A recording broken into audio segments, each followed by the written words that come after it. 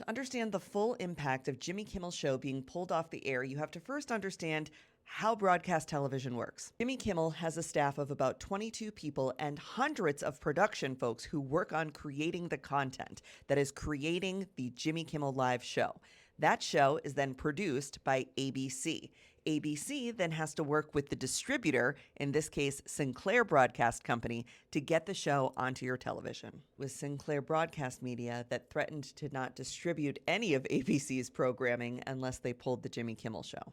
This is the Sinclair Smith family, and Julian, the patriarch of the family, was a pioneer of early broadcast television. Sinclair Media Company controls about 26% of everything that gets aired on television. They are an open and unapologetic conservative family. They donate almost exclusively to the Republican Party. And while the old man passed away in the 90s, the company has been run by his sons ever since. And you can see a little bit more transparently now how this Jimmy Kimmel thing happened.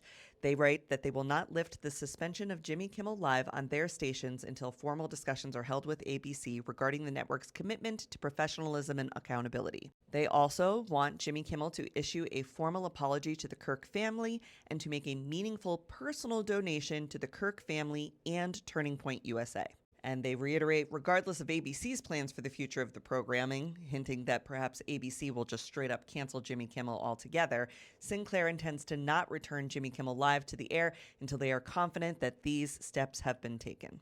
In addition to ABC, Sinclair controls the distribution for CBS, Fox, the CW, and NBC. And because of the way that television is set up, they have the right to preempt or refuse to air any show that they don't want to air.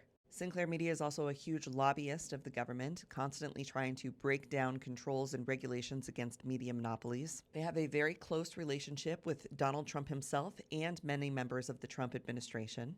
And they've been criticized for decades now for doing this thing called must-reads, where all of the local news channels that they own must read certain content that Sinclair provides.